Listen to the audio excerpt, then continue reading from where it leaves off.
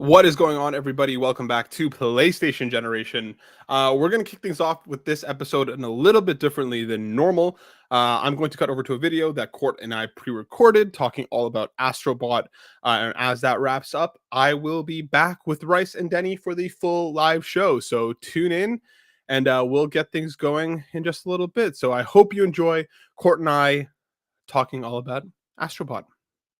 Game of the year. Here we go.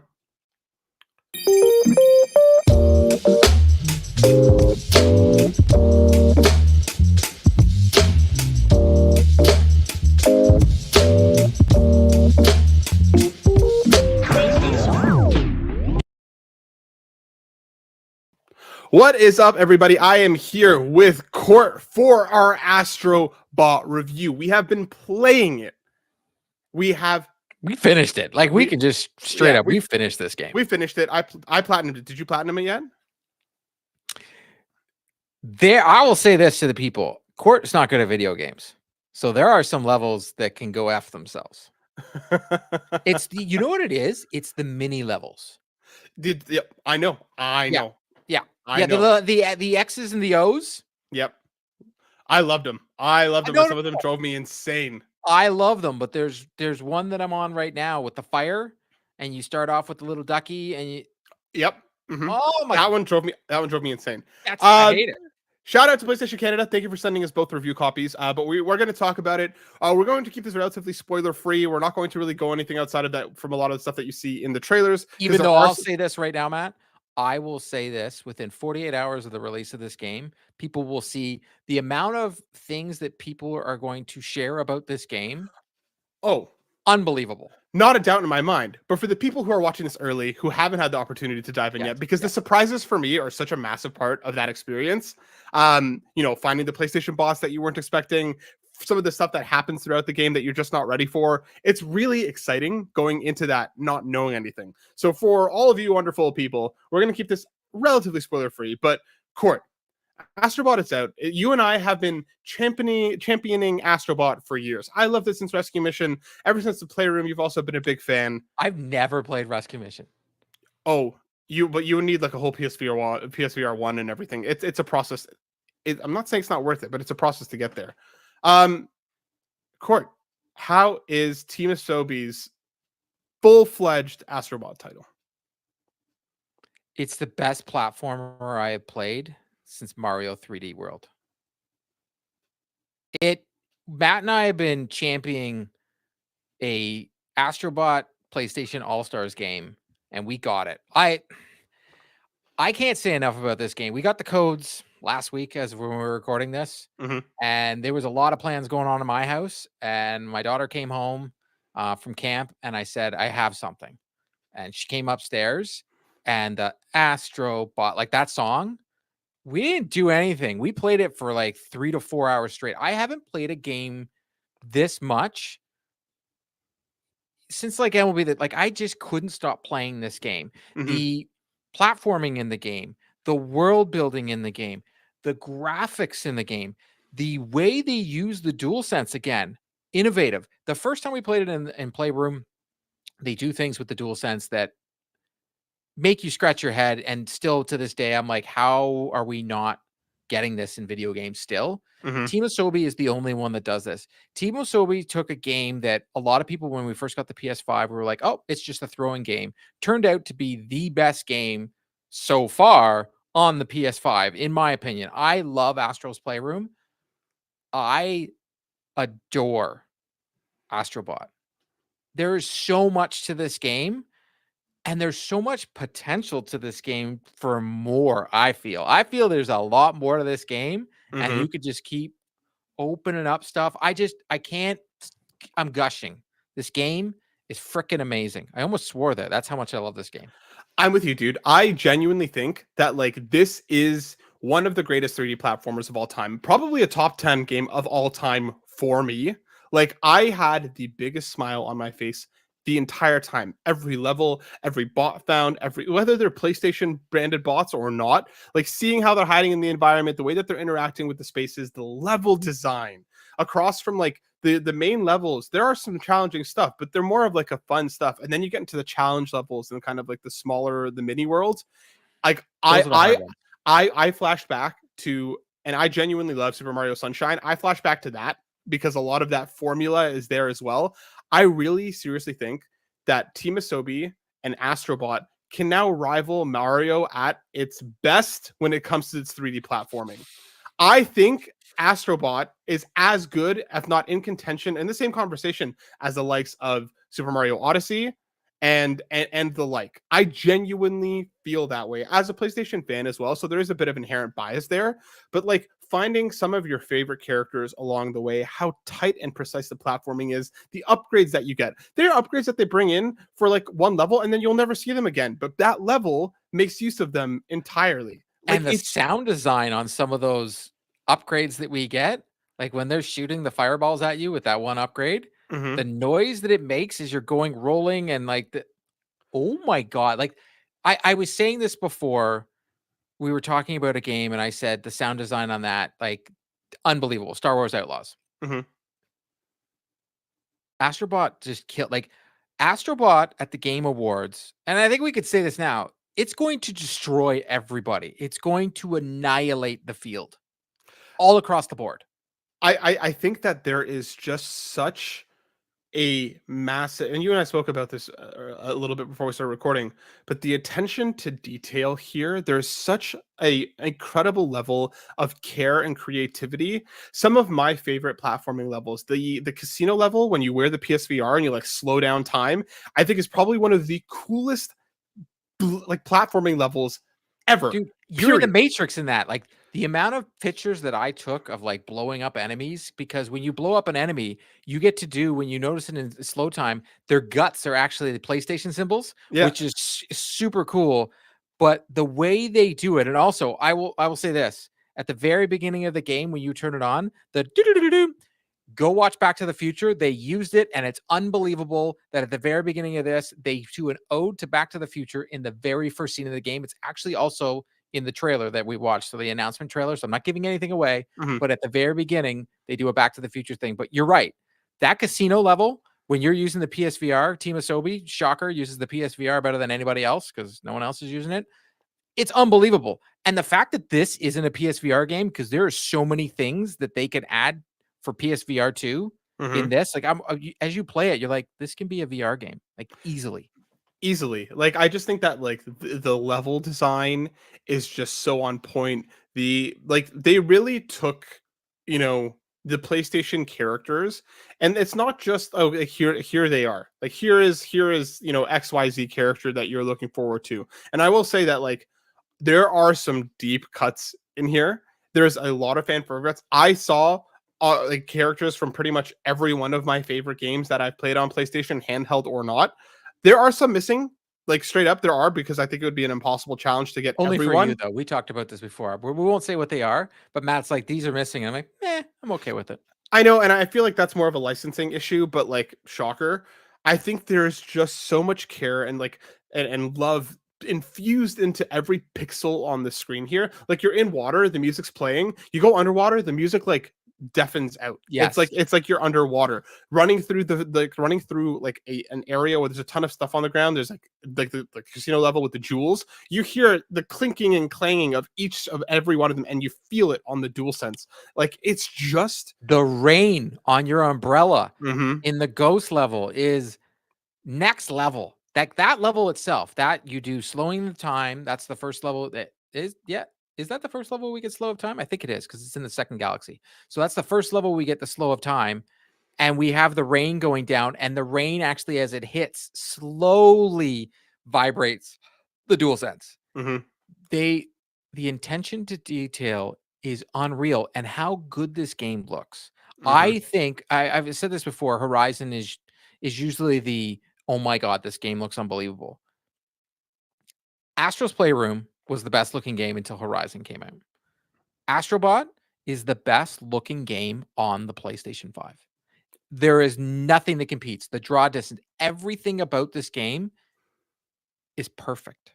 I'm trying to find something. I'm writing a review right now for 3 Dads in a Console, and I'm trying to like, hey, I don't want to be just waxing poetic about this game, but I can't help it. I think you and I both love the series. Mhm. And I think I agree with you, except for me, Mario is still the number one platformer. But I think for the longest time, Sonic has been number two. I think Astro can say that, and PlayStation can say this is so. Sega has Sonic, Nintendo has Mario, PlayStation finally has their mascot. Yep. This is their mascot, On top bar none. And I think it's like it's early days for this, right? If Yes. there I think the level of creativity and like just the variation that you see across the worlds in terms of the level design, the stuff that they do in the levels, like it's not all just you're platforming from A to Z and that's all you're doing. They do a lot here that I think was probably inspired by Nintendo and inspired by Mario. And I think you're right. It has to be. Sony finally has like their platformer that can genuinely compete. And I think that like if this series continues on, like let's say Team Asobi now has blank slate to continue making these, I think this could go down as one of the best platformers ever as the series continues to grow. If Yeah, they like continue, this rivals Mario Odyssey. Like it rivals it. I genuinely I think this is now I could see a conversation where this would be someone's favorite platformer. Like I could see that A conversation. younger generation, sure. I think myself and other people of my generation or after me, but not too young, not in the Matt realm. I think it's very hard to take that mantle away from any Mario. It's almost impossible. But like I said, Astro's second to me now. Like Mario's one, and that's like, Michael Jordan. Like you're not knocking him off his mantle. It is what it is. Or Wayne Gretzky when we're talking about hockey. Mhm. But Astro is number two now. Like this game here is my game of the year, and there's nothing that can come out and beat it. Nothing. They could drop a phantom drop of Ghost of Tsushima 2. You're not beating this game for me. It's not happening. I just think that it's and the fact that we're even having the conversation where we're putting it in the same conversation as Mario and not being like, well, obviously not. You know what I mean? Like there's so much in here. Let's talk about each level you basically you load in, you're running through, you're collecting your bots. Some of them are PlayStation branded. I want to talk about once you get back to the crash site, because the crash site is kind of like your hub world where there's more boss to save, there's puzzles to unlock, there's platforming to do. Yeah, and your whole purpose of this game, because we haven't said it yet, is to build, like, because you see it in the trailer, is to build that PS5 ship. That is what you're like. There is an enemy in this game. I don't know what the guy's name is. He's just an alien guy that looks like he's straight out of Looney Tunes, but it's really the adventure to live through the PlayStation universe and build a PS5 while doing it. That's the story. Yeah. The story is the set dressing. It's cute and it's there, but like it's what I mean. Like it's not much, not really a lot to write home about. But like once you save these characters and you go back to the crash site, they all kind of populate the area. And like the gacha machine is back, so obviously you deposit your coins, you get stuff, and you can get like a lot of different stuff in this game. You get. Hey, I'm actually pulling it off this time. The claw machine's actually picking things up for me. There you go. I'm so proud of you now that it's foolproof. As long as you put the money in, you get something. You get costumes for Astro, you get like different skins for the DualSense, my favorite thing though is you get like these animations for each one of the PlayStation characters. That's a unique animation that like they just do in the overworld. Like if you go find Crash, and we already know Crash is in the game, they've talked about him being in the space. You go and you smack him and he starts doing his like iconic dance, and like it changes Astrobot's like down button on the thing, and Astro does it with him. Well, only if you press down, because that trophy didn't. Yeah, it was driving me insane to figure it out. I have one to ask you after the fact because I can't figure it out for the life of me. But yeah, they all animate in such adorable ways. There's so much there. I think the one thing I wish is that the kind of like the dictionary of all of the characters, they don't actually name them. I wish we actually got their name and the game that they were from. There's no history around each character. I 100% agree with you. All it does is put a PlayStation symbol, whether you got it or not. And I'm just like, weird, because some of the characters, I'm like, I don't know who this is. Exactly, and they don't even give you like their name or the game that they're from. There's a lot of nudge nudge wink wink, but like I wish we had gotten something a little bit more. Like Smash Bros has like their entire like I wonder if that's a way around it though. maybe, but again, like some of the choices that for characters that they don't have in feel like if they're just trying to be cute and skirt the boundaries of bringing these characters in, why not just have everybody if you're not going to name them? No, You okay, know what good I mean? point. I still think that, especially what they did with Astro's Playroom, how they kept adding and adding. So, like, if you go into Astro's Playroom right now, you can get characters that will populate in Astrobot. Mhm.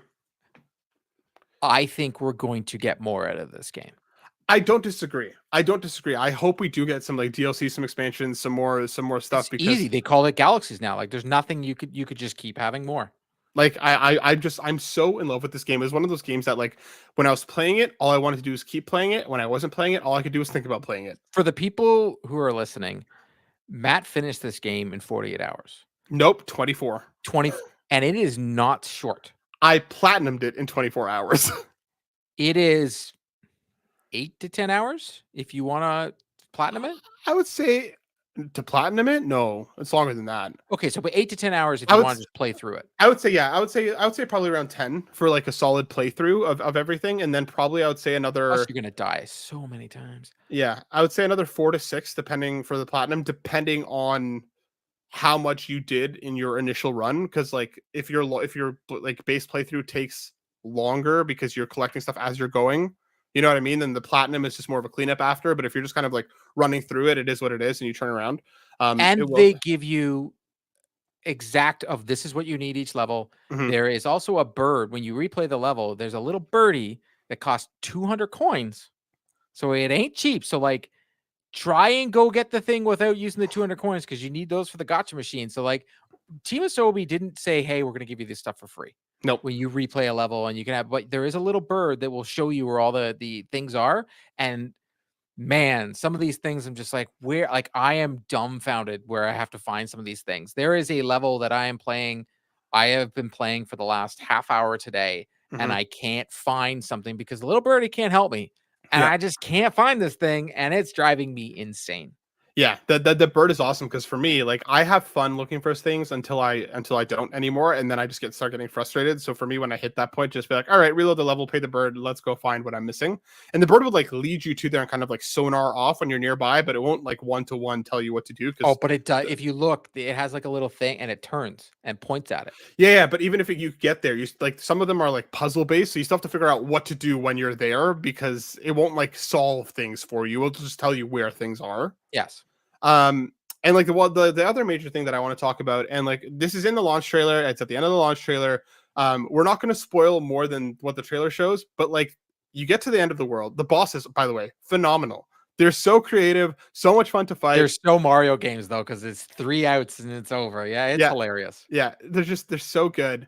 But like once you take down a boss, you save like a specific like iconic PlayStation bot. For example, the second world you save Kratos and Atreus. After which every one of the galaxies takes you to another world after where you entirely become that character. And like at that entire level is just an homage to the home world of the game that it's coming from. So like Kratos, for example, you get the Leviathan axe. You can throw the Leviathan axe. You can recall it. You like throw it at him. You can throw it at an enemy, freeze them, and go beat the crap out of another enemy, just like you would in Ragnarok. And I will say to this, people, these levels are fair. Like, you're gonna have another boss fight, but they're fairly easy. Yeah. They do it so they're like, "Hey, go have fun in being this character." Yeah. P.S. That is the level that I've been playing for a half an hour to find one thing Mhm. because I can't. The bird doesn't help me, Yep. And and I like can't find it. and like the Kratos level, like there's Odin's Ravens to find Okay, that you have that's to. what I can't Yeah. find. Yeah. I'm missing one. It's driving me insane. There's Odin's Ravens that you can find. The music in the game is phenomenal, and the God of War level, they literally worked into like the beat of the music. You can hear it when you're like. There's just so much love and care put into these levels that like it is ridiculous. And All there's right, Matt, where is the darn Odin's Raven? Like, where is there? Like, what did you find them all in the first run through? I found all of them but one on the first run through. Yeah, same. So where is this crazy one? You could just say it. It doesn't matter. The bridge. That's the one I was making entirely. I think it is so special. I think everything that it does, the music is phenomenal. For any like fans of like the music from Playroom, they take everything and they amplify it Next further. level. I died laughing at the tree that starts singing that you need to jump into its mouth. I was dying Dude, I just laughing. sprayed it with water. I was laughing so hard at that song. I think this game is Dude, phenomenal. the opening menu, how you select a PlayStation memory card as your save Yep, slot, is the cutest thing ever. it's Like, adorable. it is, Matt, you didn't say adorbs. I'm actually not Adorbs. impressed. It is such an ode to the PlayStation universe that I wouldn't be shocked if Nintendo's like, we've got to figure out a way to copy this. I'm like straight up though. Like I genuinely think that like this is such a love letter to everything PlayStation, to its entire history from like the PS1 all the way till now. There are characters across everything. There are like nods and mentions to everything. It's just such a massive love letter to everything that PlayStation is. I'm 100% going in the Kratos level right now, so Can you turn the volume down? I can't. Oh, Jesus. It's the DualSense. It's so loud. Oh, man. All right, I'll do it after. Okay. But yeah, dude, any closing thoughts? Because I could gush about this game forever. I'm so excited for people to be able to jump in and experience this. And at the same time, at It a lower is a price point. must buy on day one. If you are a fan of platformers or anything in the world of PlayStation, or if you own a PlayStation 5, I don't think, because it opens up your PlayStation 5 and really shows you the capabilities of what it can do. It Mhm. makes your DualSense feel alive. It does. Like, I had the volume off and Matt was just like, "Hey dude, can you like figure something out?" Because my DualSense was making all those noises, because your DualSense is a vehicle in the game. It's Mhm. in the trailer. Like, everything about this game is interactive. Mhm. Everything about this game is addictive. It is so well done. There's so many callbacks to things from the PlayStation universe, from PS1 to PS2 to PS3 to PS4 and to PS5. Mhm. They literally walk you through the history of PlayStation. I know in Playroom we got to see everything. They do such a better job. To me, all I want is more. I know everybody keeps talking about Spider-Man DLC. I couldn't even care less anymore. I just want more of this game. I think they can do so much with this game. Like, I the possibilities are endless. I agree entirely. Whether it's like DLC or expansions or like Insomniac's done with place like so Spider-Man adding more skins and stuff, I will take more of whatever Team Asobi is going to give us. I think that the creativity and level of care on display here is wild. I'm shocked that Nintendo hasn't done something like this with Mario and like the Nintendo IP as a whole, because there's just so much love put into every aspect of this But game. I feel like they almost I see what you mean, like, because they haven't put like Nintendo icon. Wow, Nintendo's gonna have to, no matter what. Well, they have it with Smash Bros, but they don't have it in their It's not the platformer, same. right? This is unbelievable. It's so special. Again, massive shout out to PlayStation Canada for sending out codes. Like this is one of my favorite games of all time. I think it's just ridiculously incredibly special. It's the best game on the PlayStation 5. Agreed. Easily. Agreed. Like And I will very, say this, everybody we've talked to that is playing this right now, no one has said anything negative. They're all like, this is the best game. like the amount of people that I've spoken to that are like this is a 10 or as close to as 10 as you can get. Like This is a system seller. Think about this right now. You could buy a PlayStation 5, which comes with Astro's Playroom, still one of the best games mhm. on the console, and then go buy Astrobot. And I want to end this by saying they keep doing this. This is a family-friendly game. Mhm. My 8-year-old loves this game. She has been playing it nonstop. She can't tell anybody she's been playing it, but she has been playing it nonstop.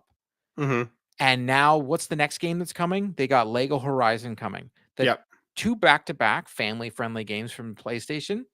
And I have a funny feeling if Lego Horizon has got any of the nuance that we have family-friendly wise that we got here in Astros, it's the sky's the limit, because yes, there are some hard platforming in here. But you can just trade off. Like, the only thing I would ask for this, hey, I finally found something. There you Needs go. 2 players. Co-op would be great. Co-op would be amazing. Co-op would be really good. I hope we get that in the future, because I think, like you said, with Team Asobi now, like coming out and being like Astro's Playroom, not a fluke, Rescue Mission, not a fluke. We're here to stay. This is like we are the PlayStation platforming, One of the best royalty now. studios in all of PlayStation. Yep, like genuinely, I think this game is so special. But let us know in the comments. Are you picking this up day one? How are you feeling about it? Court and I obviously really love the game, and it's just super special. But let us know. Court, Thank you for joining me for a little Astrobot review right here. You're welcome. No one will see me after, but It's I'm okay. here. It's okay. You're floating in the ether. I feel like it sometimes. Well, all the best, buddy. Love you lots. Thanks. Back to the show. I forgot you. Back to the show. Now I've got to find this stupid thing. I like. Hold on. Let me stop court. I love it.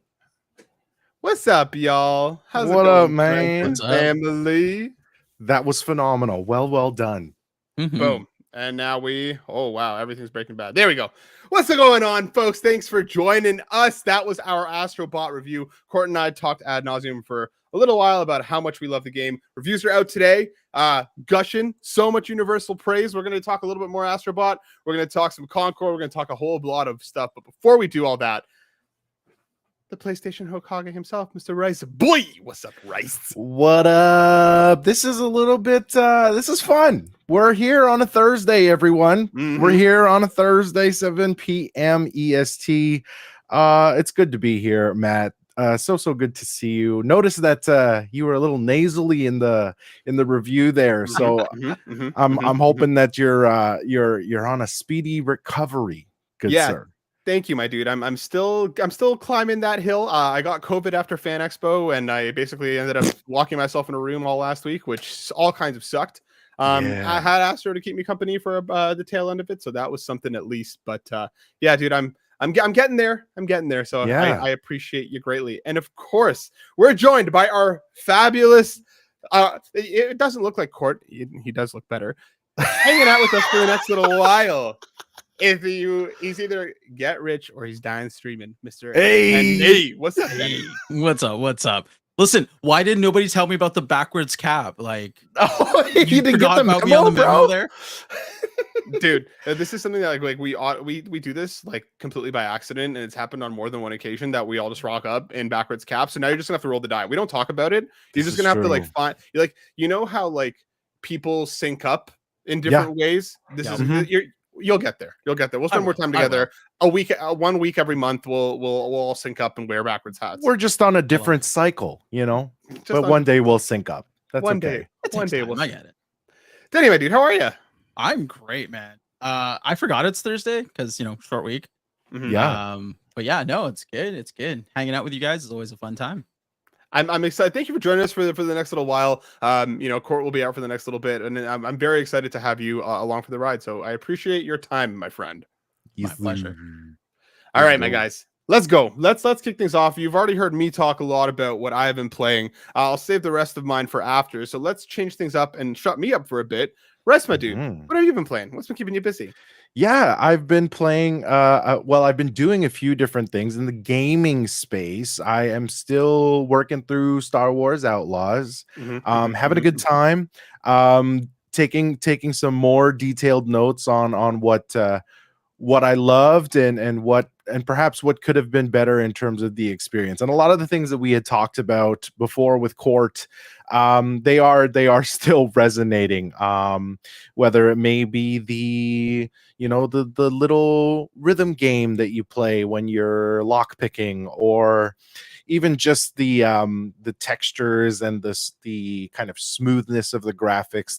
There's a lot of validity to our notes that we were taking last time, but I'm still really having a great time there. Now, outside of actually playing video games, upon your recommendations, I've been reading a lot of comics. Hell yeah. Yeah. So I've been digging into multiple arcs of the Spider-Verse, namely Ultimate, like you were mentioning, but also really digging into Secret Wars specifically. Yes, dude.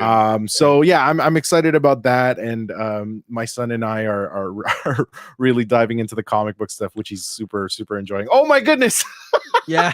I can't remember if we shouted this out on stream. I know we talked about it, but dude, glorious work here. Thank you so much. For the listeners, there is a chalk art of Miles Morales that Rice did that looks incredible, and you can literally see me right there saying, dude, holy shit, because it's that good. Audio listeners, this is a reason to hop on YouTube and check it out, because yeah, it's phenomenal. Oh, thank you, thank you, thank you. It's become a regular thing, my son and I, to go onto the front porch and draw something before it rains next. So that's been super, super fun. Yeah, yeah. So that's what I've been up to lately, and anxiously awaiting our chance to play Astrobot as well. Hell yeah. I'm looking forward to when the snow hits, and I'm sure the level of snowmen will reach the same quality that Ooh. these chalk drawings have done. So Ooh. I'm no pressure, no expectations Yeah, or anything. yeah. No big deal. No, it's all good. That's There's all inspiration. pressure. He's lying. I want a Spider-Man snowman. Yeah, I'm sweating down there a little bit. No, not gonna lie, but it'll be good. It'll be good. Denny and I will be over here all like J. Jonah Jameson, like being like, we want our pictures of Spider-Man Get me snowman. Spider-Man. Oh, it'll be so good. It'll be so good. It'll be so good. Denny, my dude, what about you? What you've been playing? Oh, 2 games so far. So because of the Sonic 3 trailer, I went and dug up my Dreamcast and started playing Sonic Adventure 2. Oh, hell yes. And I'm not talking about the port. Like, I need to play the original Look at you. 2001 Okay. Sonic Adventure 2. That is classic. So I remember going to my buddy's house because he had the Dreamcast. I ended up picking it up later on the GameCube, but he had the Dreamcast. And what we did just for hours would do the multiplayer races, but we would both like leap off of the grind rails right away to try and stick the landing on like a rail that was like way further out. Yep. So it was just trying to like makeshift speed run the levels by ourselves, but see who could do it faster and better. Good times. Yeah. I still Good do that, and I still times. miss that bottom rail every time. 100%. Aside from that, I picked up Visions of Mana for PS5. Nice. And I've been playing that about halfway through, man. It's a trip.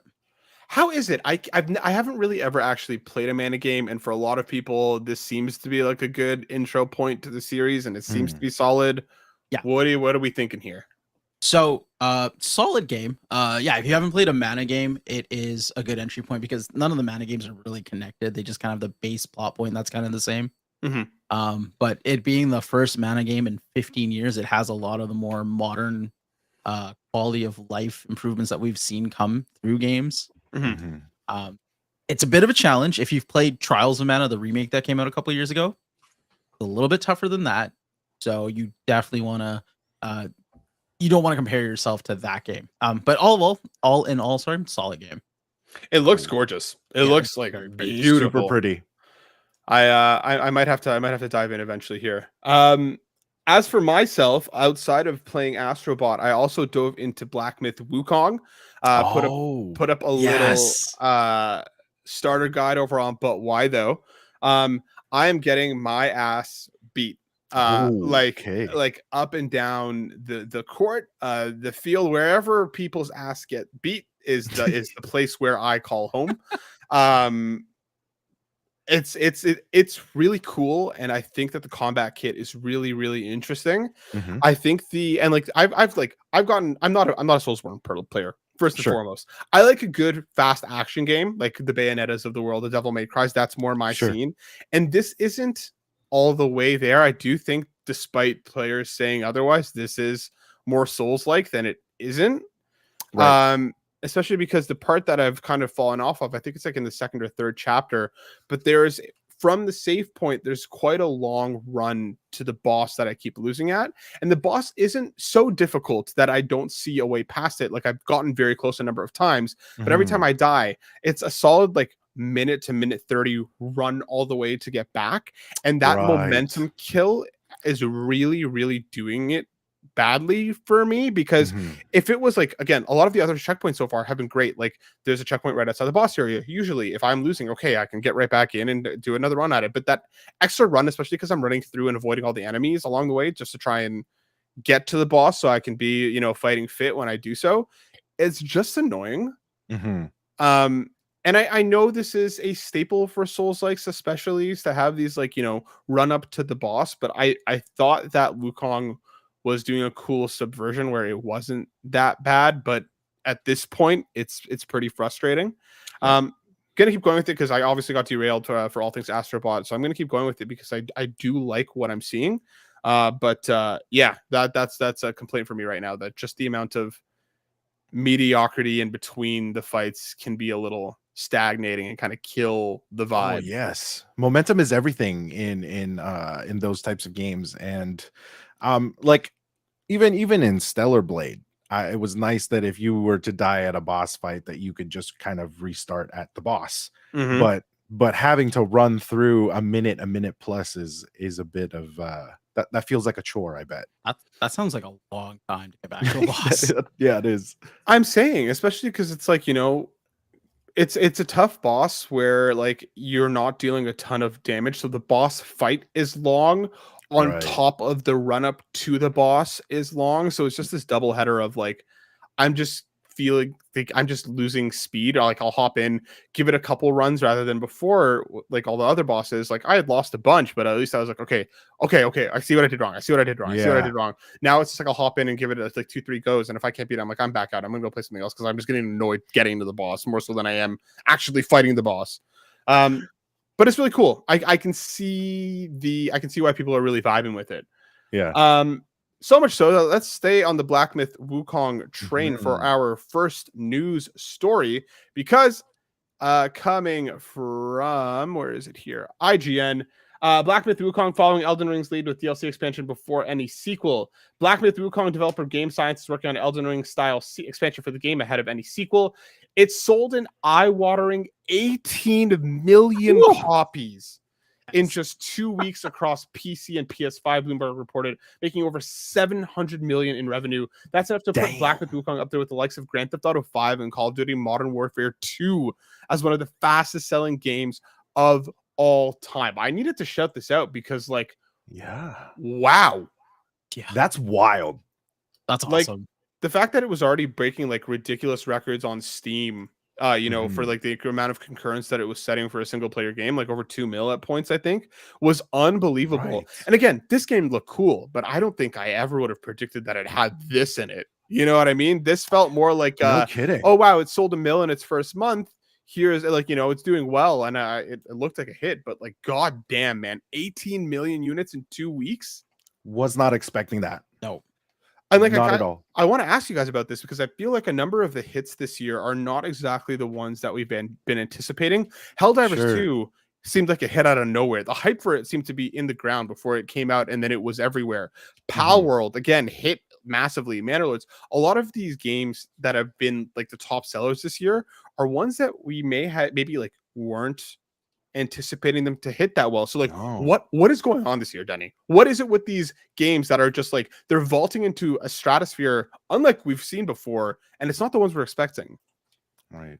Oh man, that's a great question, because now you got me thinking. The only thing that I could honestly think of is just maybe it's different than what we expect the big titles to be, right? I mean, we get our regular holiday releases. I think you get your Call of Duty every year, you get, your sports games every year, you get all those games that normally sell well. And this year, I feel like even coming into maybe the tail end of last year, we've just been getting a lot of different experiences. And it's piqued the interest. And I think word of mouth has also just traveled that way too. Whereas, everyone is saying it's good, everyone's kind of loving what they love or not loving what they love. And it's just started to create this huge snowball effect of people picking up these games. I think that's well said, especially because like I feel like a lot of the tentpole experiences haven't just been up to snuff when it comes to quality wise. Like looking at still one of the biggest flops this year in Suicide Squad. Pretty wild to see. Rice, where are you at on all this? Yeah, it's so interesting because I myself, it early on when I found out about this game, I was quite interested. I am someone who does enjoy a Souls experience. Now let's bring it back here. I'm bringing myself back here. I'm not adept at a Soulsborne type game, but I do love playing them. I do enjoy the challenge, and when I have the patience to kind of go through something like this, I really do enjoy myself. And also I think that what was attractive to me was kind of the material, the source material of Wukong and the Monkey King, Dragon Ball Z, bro. Come on now, come on, Son Goku. And I was just like, I was stoked to be able to. Did I just do that? It happened. You did. It was incredible. Yeah. I haven't taken my meds today. That's good. So like I've just been like really, really intrigued with an experience like this. I had been following development and seeing some gameplay stuff, so I was very, very excited. So the mixed kind of response from people, whether they were saying it was like Soulsborne or it was not, more kind of an action game, didn't really matter to me. I think that the game looked beautiful. I don't know. I'm attracted to games that look pretty, and I liked what I saw in terms of the combat showcase, and so I'm excited to get into this game.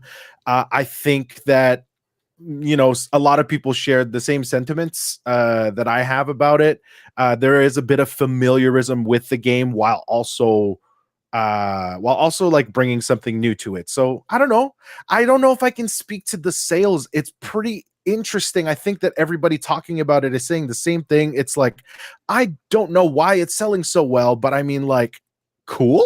You know, it's something that we weren't expecting. I think we talked a little bit about this with Stellar Blade as well, this kind of like unassuming IP. And then once people got into it, they were like, oh, we're onto something here. So good point. So yeah. Well said. Yeah, Stellar Blade's a great callback because, again, did super well for Sony. You know, not 18 million well, but I mean, still, like, for a new IP, it's pretty incredible.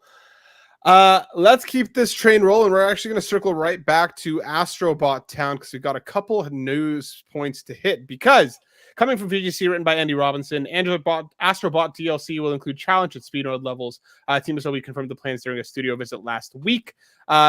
We got here, so it's going to add 10 challenge levels and 5 speed mode levels post-release. I'm hoping in that there's also going to be some new characters, that you know, some new skins and stuff that we're going to see. And the other one that I'm going to bring in here, also related to Astrobot, before we speak on these, is also from VGC. Astrobot is 2024's highest rated standalone game so far, according to Metacritic. Crazy. Only Elden Ring's expansion pips the new platformer to the top overall spot, coming from Jordan Midler. At the time of writing, the game currently holds a Metacritic score of 94 based on 100 critic reviews. This makes Astrobot this year's highest rated standalone game. Elden Ring's DLC, 95, only a tick higher. Rebirth was at 92, Animal Well at 91, and Balatro at 90. Astrobot coming in with the heat. I think this is exactly what Court and I were talking about. We just want we want more, like as much incredible stuff as there is there. I like the challenge levels. I grew up on Super Mario Sunshine. This is a very much in the same world when it comes to the challenge levels, and it scratches that itch for me. So I just want more of it. Give me more. But again, guys, were you anticipating Astrobot to be the highest rated title this year thus far? I was highest rated. I was hoping it would. Here's the thing, if I may, Denny. Astrobot, even let's talk about Astro's Playroom first. Was such a great experience for me as a gamer who grew up on console experiences, particularly leaning into the PlayStation ecosystem. And what a ride it is for players like us who have kind of been loyal to that, to this whole evolution of tech and gaming, and super, super cool to be able to, you said it in the review, Matt, like it's a love letter. It really is a love letter because the creativity that they put forth in this franchise is, I think, unmatched right now. If we were to compare other console experiences, I mean, guys, like it really, really is. It points in every direction of the PlayStation experience. And I haven't even played the game yet, but I'm so excited to even just talk about it because, like, I know that when I see these visuals, when I see these little collectibles that you grab in the game, that it's just gonna give that inner child joy, my inner child joy. It's just a callback to everything that I had experienced in my gaming experience. And so, yes, man, like I am so glad that Astro is doing so well. I understand why it is doing so well. I think it's well deserved. And that's coming from someone who has not even played the game yet. and still real quick, it's still at a 94 with 112 reviews. So it's still holding strong. Denny, where are your thoughts on this? I didn't think it was going to do as high. I thought it was going to do well. Yeah. But I think, you know what, I'm basically going to be mirroring everything Rice said. And the same thing that Court said, like you take a look at other platforms. Nintendo doesn't have anything like this. Xbox sure as hell doesn't have anything like this. But no, and you know, harking back to like growing up as a PlayStation kid, having the PS1,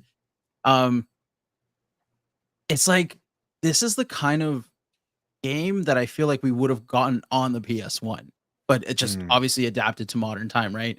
PlayStation 1 games were kind of wacky, kind of silly. Like you had, you know, Parappa the Rapper, you had Ape Escape, you had Crash Bandicoot, you had Spyro, right? They were throwing everything at the wall, and those kind of games were PlayStation games, right? And I think the definition of a PlayStation game has changed a lot since then. Yeah, well said. And I think this, again, it's an homage, it's a love letter, but it also harkens back to like those PS1 days when you had the a unique experience with an IP that just, you know, it looks like it's got tight controls. It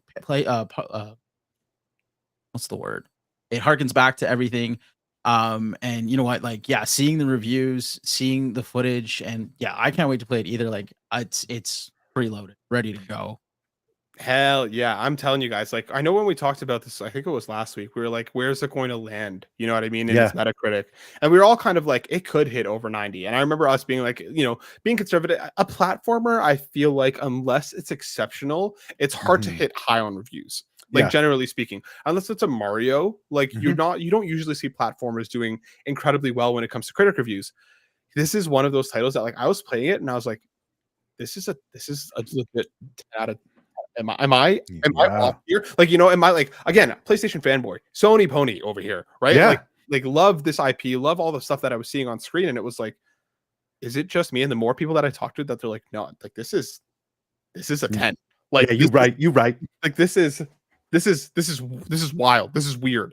For the game to be just this good and this special, like I'm so happy that Sony pulled it off and that it hit this high, because it's incredible. It's incredible. And I would also add to the sentiment that Court was talking to about in your review earlier, is that as a controller user, you know, like as a controller stan, I have always really nerded out about the tech behind a controller experience. And man, the DualSense is just brilliant, right? And so the first time I played with the Nintendo Switch Joy-Cons, I was like, oh, this is really impressive. I love the vibration patterns, and it really feels like I'm holding something. And then I played with the DualSense, and it was like unmatched. And the fact that is incorporated in the full immersion of a game, the work that goes into that, I am a type of player that really appreciates those attention to details, you know? And so I don't know, I love the controller experience, and I don't think that there's really anything out there that gives this many nods to people that really enjoy that tech. So like already like I said, I'm 10. Court saying in the chat, like 10 out of 10. Let's freaking go. I haven't even played it. I'm so stoked to talk to you guys about it next week once you guys have sunk. Yeah. It's that good. Let's keep this train rolling to our next story, because let's talk about something that I'm just gonna sit back and let Rice pop off here. Coming from VGC, written by Chris Scullion, Destiny Mobile game could quote unquote get announced soon, it's claimed. The game, which NetEase is said to be involved in, was first reported 2 years ago. Thread account's Destiny Bulletin posted a link to a story stating that a game called Destiny Rising was in development by Bungie and NetEase. While the story isn't new, there's been no real update, according to some little scuttlebutt around here. Giant Bomb's Jeff Grubb said that this is real. Not a lot of people from Bungie are working on it. It could get announced soon. Rice, NetEase, obviously, coming out with Marvel Rivals, and I haven't had the best feelings for NetEase, but they may be starting to win me over here, because again, massive Marvel fanboy here. Them journeying into the world of Destiny, giving us potentially a mobile Destiny experience. Are you excited? Are you worried? Is this going to be the game that causes your divorce because all things just fall into this game because it's going to be on mobile? Or do you think this is a dud? Like, I need your thoughts. Those are really, really great questions. And I think that there is going to be a spectrum of opinions. There already are. As for myself, I want this to succeed because it's Destiny. I am not expecting it to be anything like the current experience. From my understanding, character creation is out of the question. So we'll be focusing on heroes, like specific heroes, and diving into the world. And so here's where I am excited. I'm excited for more people to kind of get their hands on the Destiny story, the universe, the lore. All of those things are really, really intriguing to me.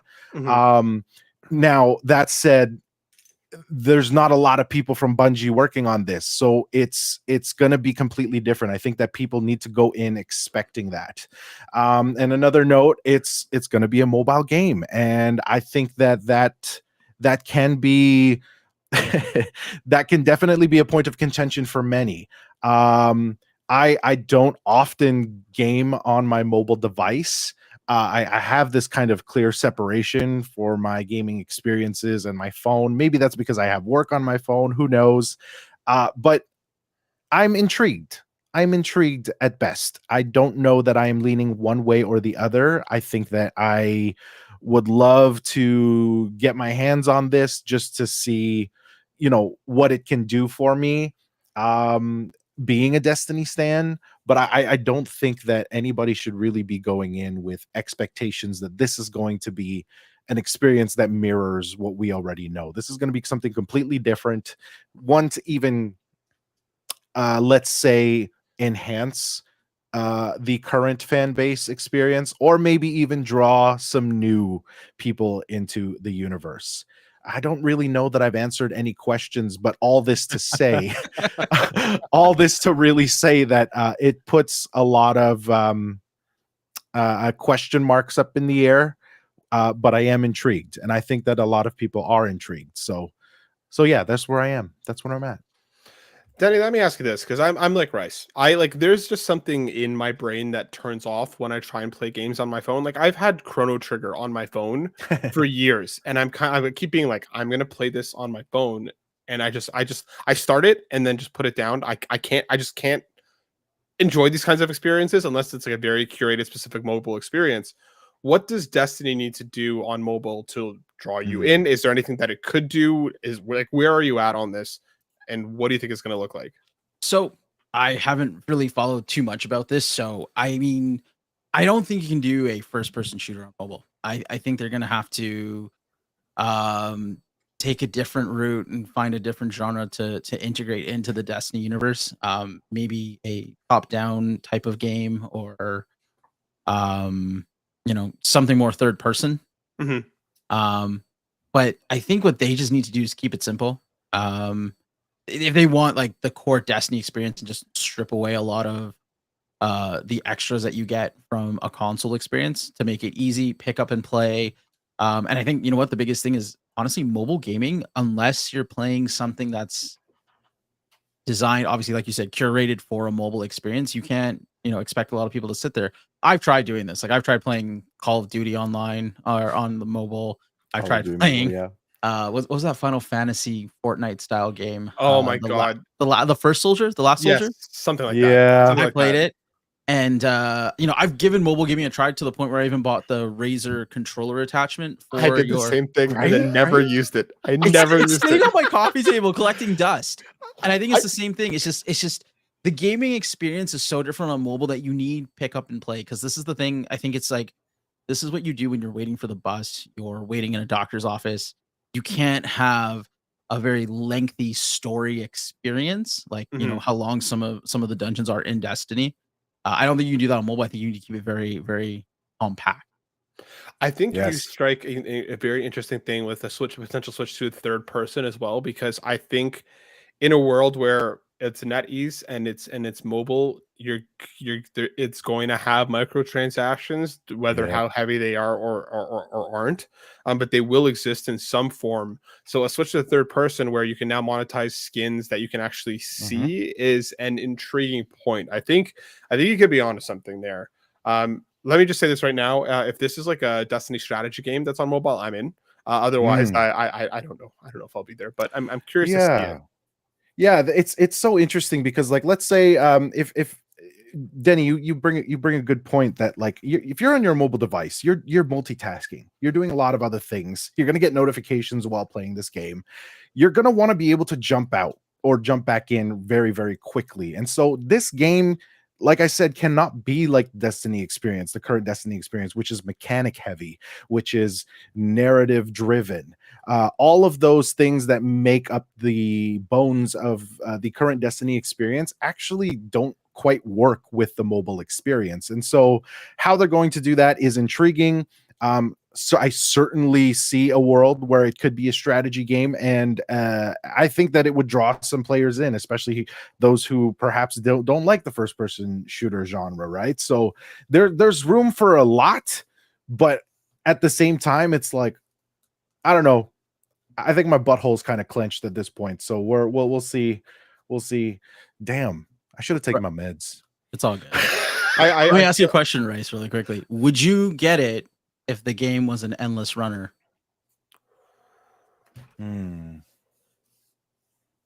Yes. Okay. Yes. But that's a Destiny stand for you, though. We're like hypnotized by the universe. You have the IP buy-in, right? Yeah. Like, I feel like the days of the endless runner are behind us, largely speaking. I feel like there was that craze for a little while where everybody and Nintendo were doing a friggin' endless runner, and I feel like those days are gone. But who knows? Maybe Destiny will be the one to bring back the endless runner. Yes. We'll find out. Let's mosey into our next story because let's do, you know what? Let's just do it, guys. Let's talk about the elephant in the room, and then we'll end on some positivity. Yeah. Okay. This is coming right from the PlayStation blog, titled "An Important Update on Concord," written by Ryan Ellis, the game director at Firewalk Studios. I'm going to read the first couple paragraphs here. Concord fans, we've been listening closely to your feedback since the launch of Concord on PS5 and PC, and want to thank everyone who has joined the journey aboard the North Star. Your support and passionate community that has grown around the game has meant the world to us. However, while many qualities of the experience resonated with players, we also recognize that other aspects of the game at our initial launch did not land the way we'd intended. Therefore, at this time, we've decided to take the game offline beginning September 6th and explore options, including those that will better reach our players. While we determine the best path ahead, Concord sales will cease immediately, and we'll begin to offer a full refund to all players who have purchased the game on PS5 or PC.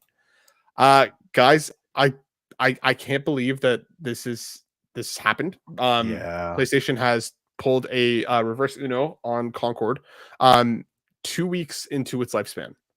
Ouch. I think a lot of us saw this coming down the road. But I think with, stories of the concurrence on Steam being under 100 people, less than 2 weeks after launch, that the game, I think, didn't even crack like the top 350 selling on the PSN store. Rumors of it being like less than 25,000 sales total. It's pretty wild. I do want to give kudos to PlayStation for moving so quickly, and for offering refunds to everybody that have purchased that purchased the game, because I think that it's good that they did, and at least that buys some goodwill back. Sure. But I'm curious, guys, what do you think went wrong? Where did this game miss so badly that a first party studio for PlayStation had to pull their game 2 weeks out? Rice, you're the shooter Dawn over. Oh boy, what do you think? Yeah, there's a lot of thoughts here. 8 years. 8 years is a long time. I think that there was, for me, as someone who does follow a ton of news outlets and tries to keep on top of the current stuff, I do believe that there was a severe lack of marketing in where it was like a too little too late. By the time people did kind of get to try the closed beta, the open beta, there wasn't enough investment, and so the thoughts that were coming in should have been those thoughts should have been given a long time ago. And at this point in time, I think you said it at one point, Matt, but you said that there's something there.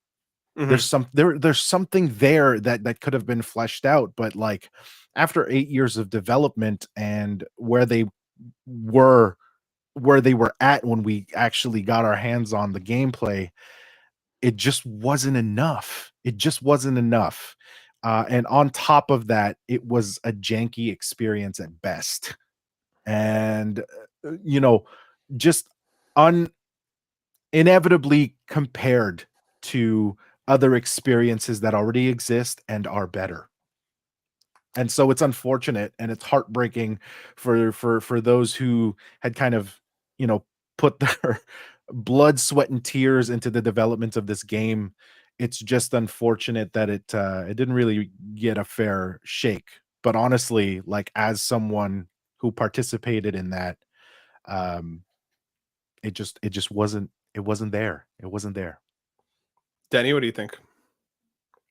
I think the hero shooter genre is a tough genre to crack into, whether it's first or third party, because you have such established IPs that people are already in. Whether you look at Overwatch, whether you look at Apex, heck, even if you want to go far back and look at like Team Fortress, right? You have to provide a unique experience or something different that those other games don't offer. And if you're coming in with a half-cooked game, you're coming in with something that feels outdated out the gate. Because I read a lot of the concerns was it was outdated. It didn't feel new. No one really cared much for the characters. Plus you're also competing with free game. Yes, you're paying $40 up front. You're getting your updates and all the DLC that comes with it, but a lot of people will just download Apex for free and they will run that game. I know plenty of people who play Apex and who play Overwatch. They've been playing it for years. They're not going to pull away to try something new or invest in something new when they're already getting a similar experience for free. I think you both make fantastic points. I think it was too late. And I think, unfortunately, I do think that part of Concord's inevitable failure was the game's fault. I think that, again, there was a lot of heroes. I don't think that was the issue because Marvel Rivals has a ton of heroes, but I playing through the betas, I saw all of them being used and all of them felt viable. I don't think the same as Concord. I think like you saw the same handful of characters being used ad nauseum and the rest were just kind of left off to the wayside. I think that the cost, the price tag on it was enough to turn people around. I think that it had a really unfortunate unveiling. I think the state of play that we saw it for the first time left a bad taste in a lot of people's mouths, being this like, oh, it's Guardians of the Galaxy, but at home kind of vibe, which I do think people would have bought into if it was like a single player narrative experience. I think that's something that people would have looked past eventually. But then the kind of massive left turn that followed with it being a hero shooter really didn't help. And I do think, unfortunately, part of it was just the hate mob that rose up around this game. Genuinely did play a part. I don't think it was the major reason. I don't think it was the kind of, I would not give them the satisfaction to say that it is their fault that this game failed. And so many people celebrating that this game failed, over shit like diversity and then a diverse lineup of heroes and the fact that pronouns were front and center. Like there's like Dustborn is a game that has like a massive hate train going on right now. Because it features a black character as the main character. Like, get the fuck over yourselves. I'm sorry, but like, you absolute losers. And I do think that Concord got caught in this time of where a lot of this hate that's been surfacing with Gamergate 2 essentially over the last little while kind of hit its apex. I think that it was a game design issue. I think that there is enough genuine criticism that someone could levy at Concord, for its systems, for its balancing, for the way that it plays, because again, I still do think that there's something good in there. I still do think it's mechanically sound. I think it feels good. I think when everything aligns, Concord is a blast. I stand by what I said about the beta. I think that there is something genuinely great hidden in here. I think it's just mired by a lot of lost focus. Progression is just like it's not rewarding. I don't care about a Yeah. trinket that's going to hang off my gun. Yeah, You know, like exactly. I need a reason to buy in. Yeah. On top of the price tag being a very real thing, the fact that this didn't Mhm. hit PlayStation Plus day and date, like I'd be curious to see what it would have looked like if this was an extra at launch. Mhm. You know, Mhm. like I think that I think this was a game that was caught in PlayStation's live service strategy at an awkward time. On Yeah. top of the fact that, on top of just the useless man babies, you know, trumpeting the you know, and looking for the fall of this game.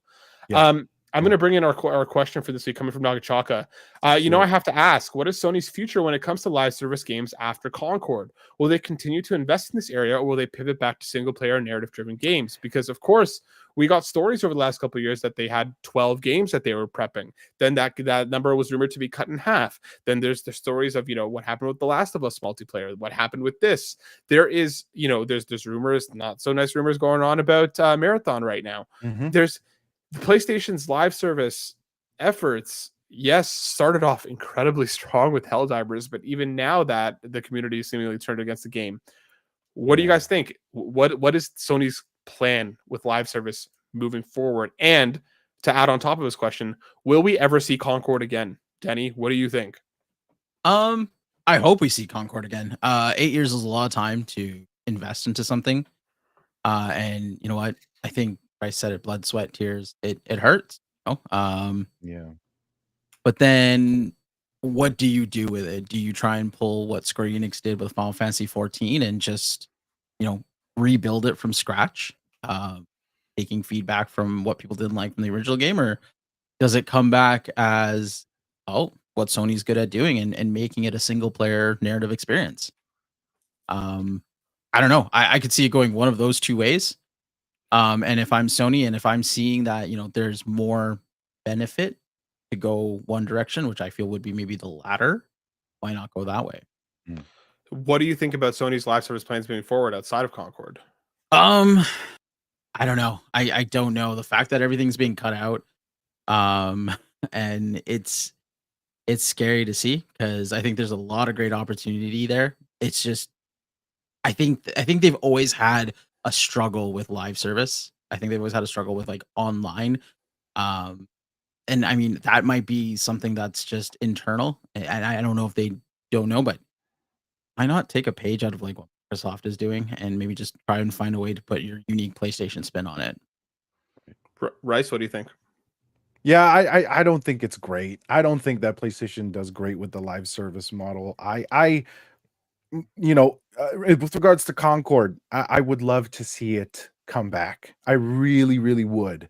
Now, if it were to maintain its genre of the hero shooter, I think that there needs to be a lot of work from the ground up. Um, like Denny said, as a narrative, kind of a single player narrative game, I think there's strength in PlayStation's portfolio.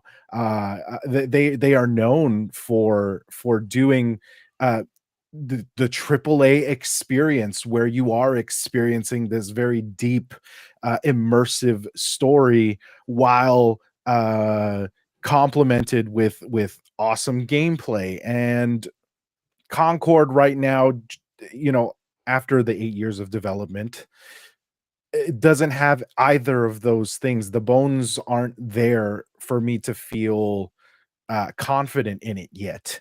So I would love for it to get another shot. In terms of the future with PlayStation and live service, man, I think they need to meet up, really talk about what they value and if they can execute it through a live service experience. Right now, I think that they are kind of just spitballing and seeing Hell. I feel like Helldivers was like a happy accident.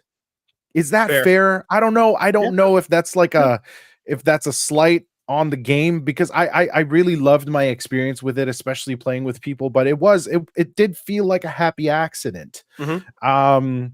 Destiny 2 already kind of existed before, you know, Sony jumped into that. And sure, live service there, it's great, it's good, it's whatever, but I don't think that they really have a rap sheet to continue doing this successfully unless they figure something out. I think you're both onto something. Also, LOL Yarden in the chat. I bet they literally just greened 12 Astro games today. I hope you're right, Yarden. I really, really hope you're right. I think you guys paint an interesting picture here, because I do think that there's essentially one of three things that are going to happen with Concord. Either we're never going to see it again, it's going to get canceled quietly behind closed doors. They're going to take what they can of it and start working on whatever's supposed to be next in the pipeline. I hope this isn't the end for Firewalk. Fire Sprite, Firewalk, which one is it? I can never remember which one it is, because they have two very similarly titled studios. Firewalk. Firewalk, thank you. I hope this isn't the end of Firewalk, because again, I think there is an incredibly talented team there, because again, I don't think this is a fault of the way that the game feels. I think it's more of everything else around the game that's that needs figuring out. I think it either goes away and we never see it again, or I think it either goes away and comes back as a free-to-play experience. I think if it does that, it needs to essentially retool half the characters. I think you need to essentially completely rework their kits and make them viable for competitive play. And on top of that, I think they need to fix their progression. I think they need to give people a reason to be playing this game, and more so, more than it just being a PlayStation first-party game. Sure. I think PlayStation was like resting too much on their laurels here of saying, we're PlayStation, this game is going to work, and then very loudly being told, no, it won't. Or I like Danny's point about, do what Sony does best here. I'm curious to see if they would give them the time and the money. Because I think if you were to pull this game back, build out an 8 to 10 hour kick-ass single player, shooter story, give us Titanfall 2's campaign. You know what I mean? It doesn't have to be that long. 8 to 10 hours, I think, is perfect, like Titanfall was. And give us a really badass single player narrative experience with that multiplayer on top of that. And I think you could genuinely bring Concord back in a really big way. Is PlayStation going to give Firewalk the time and the money to do that? Is an entirely different question. Because if they want to recoup costs, free to play may be a band-aid, but how much is it really going to help if the IP of the name is already sullied? You know what I mean? Yes, of course. Concord is already like the Voldemort of the PlayStation community. People don't want to talk about this anymore. No. If they want this game to get a really fair shot to make back something, I think they'd have to give it a robust single player, like badass single player experience with a multiplayer on top of it. And then you start to care as you make your way through the single player, and then you buy into the multiplayer on top of that. Sure. I think that's the unlikeliest, but the most potential in terms of a roadmap. I don't know. Yard in the chat. I just don't see Concord coming back. They gave refunds. They'll never get people to buy in twice. Which is fair. Solid point. 100% a fair point. I don't know. It's sad. Like, genuinely, hearts go out to the team there, because I do think that it's unfortunate that things played out this way, and a historic loss. And I hope this isn't what we're seeing with the PS3 era PlayStation, where they're now backsliding after being, a pretty big success. But I mean, we'll see. I want to round out with one last story before we go here, and I'm going to pull in two stories here. The first of which is going to seem a little dry, but then the second one, I promise, will hit. Coming from the PlayStation blog, celebrating 30 years of PlayStation. PlayStation is doing a 30-year anniversary here. Isabel Tomatis writes in. She's the vice president at Global Marketing. They're doing a whole bunch of stuff. They're doing My First GT. There's going to be a free trial version of Gran Turismo 7 to basically help players check it out. There's going to be a bunch of digital game soundtracks for likes of God of War, Twisted Metal, and some other stuff. The shapes of play. There's going to be some stuff that you can buy, maybe, or like, I don't know exactly what this is. A collection of products called Shapes of Play, crafted by the design of behind the PlayStation consoles. They're shapes that you can buy. Free online multiplayer weekends, some tournaments, a whole bunch of stuff. But then we get it coming from BGC, written by Chris Scullion. PlayStation's 30th anniversary logo could include a PS5 Pro tease. Mm? We're going into rumor and scuttlebutt territory here, folks. So strap in, because last week Deal Labs user Bill Kun, which has gotten some stuff right in the past, started talking about the PS5 Pro, how it's apparently going to be announced very soon. It's supposed to be coming in the first half of the announcement is supposed to be coming in the first half of September. But then PS5 dropped this, and you can see here what looks like to be very similar to the rumored PS5 Pro, with these lines running across the side of the console. There are now rumors and hearsay that next week we could be getting a state of play or a showcase, something where Sony's going to be like, now is when we start talking. Yes. Guys, is this real? Is this happening next week? And if so, is a PS5 Pro day one for you? Gotta ask my wallet that question, not me. Listen. The quick answer is yes. It might not always play out that way. But yes, absolutely. Do we get an announcement? I certainly hope so. 2024, y'all. What month are we in right now? We are in September. We are fast approaching fall, winter seasons of the year. The year is flying by, and we've been talking about PlayStation every week, my friends, and just like holding out hope for something. Okay, we have Astrobot.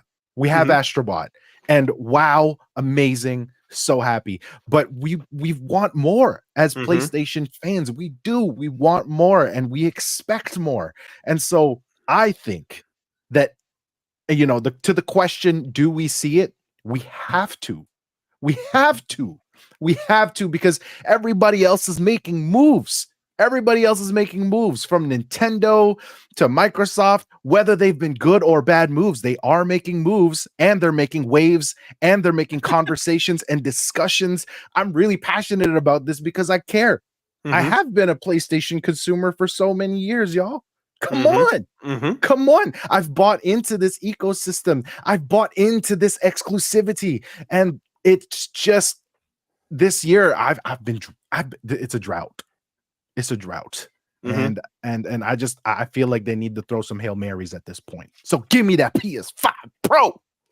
I think you're onto something here, dude. Especially like Astrobot, like you said, huge celebration around it right now.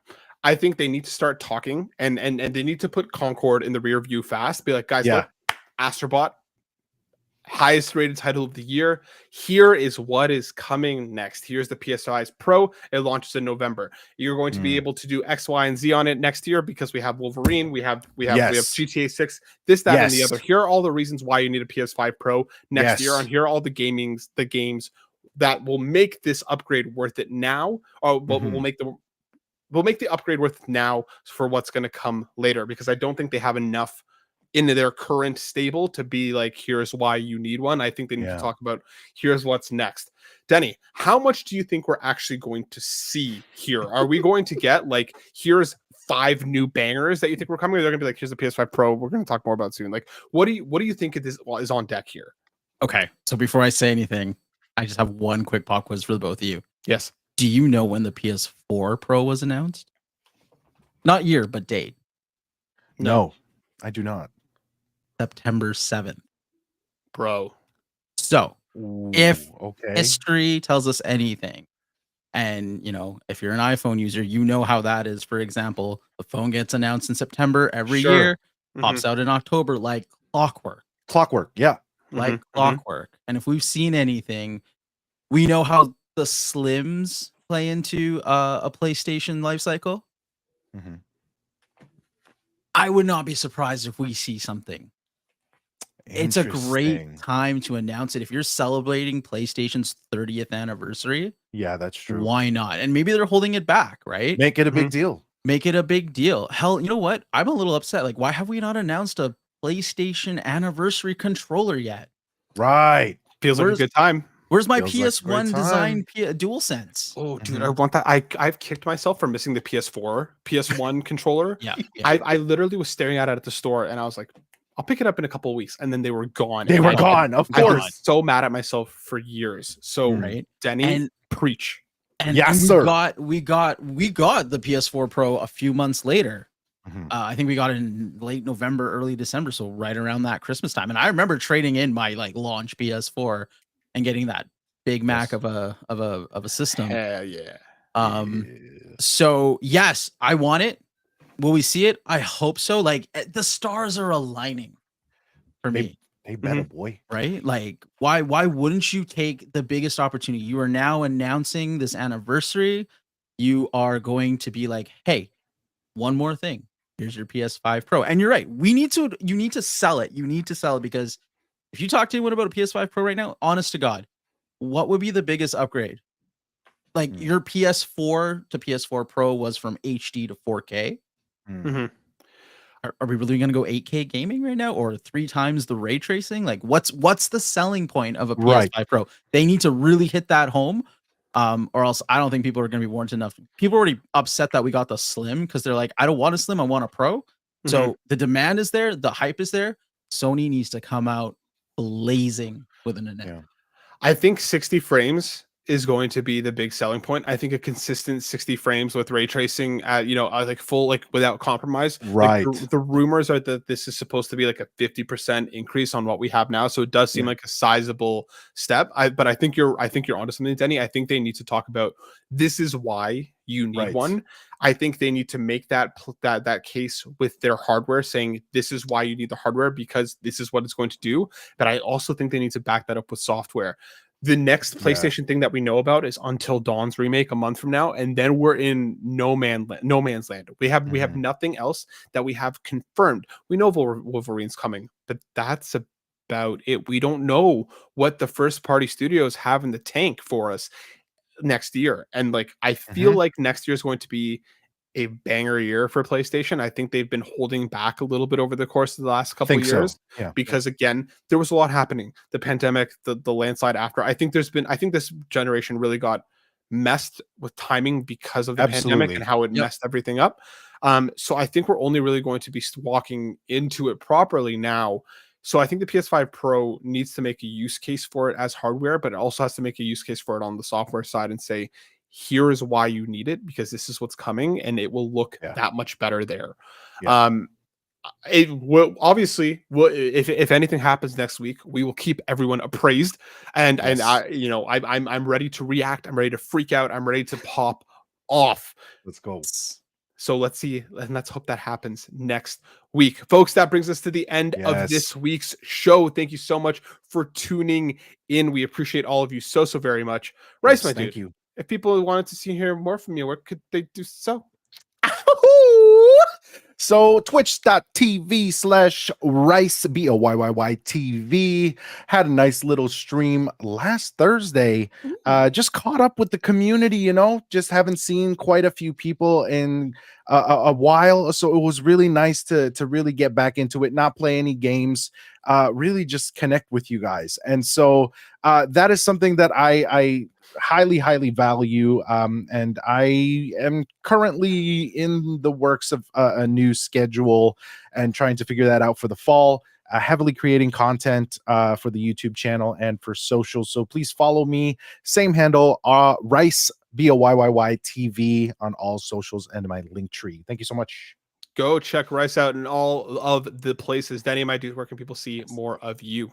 They can find me on Twitch, twitch.tv/DanierKun. I will also be going back to streaming now that I've got a bit more stable schedule. And check me out on YouTube, check me out on Instagram. Definitely creating a lot of content there as well. I'm gonna say everything Rice said because it's basically the same thing minus his handle. But yeah, Linktree's got it also. Linktree/DanierKun Gaming. Also, Denier is cute, so you need to follow. Both of you are just so cute. Look at me. I'm just too, Matt. It just makes me so happy. This is you sick too. Like you're not even like 100% health. Listen, now that we're in the evenings, my shower is right after. Gonna have to be cold. That brings us to the end of this week's show. You can of course find me over on X at Matt_SilverSoul, and you can find my words over at Console Creatures and at ButWhyThough.net. Folks, we'll be back at 7 p.m. Eastern Thursday of next week. Thank you so much. We'll see you then. Please be safe and be well. And enjoy your trip with Astrobot to the galaxies. We'll talk next week. Peace. Bye. Later.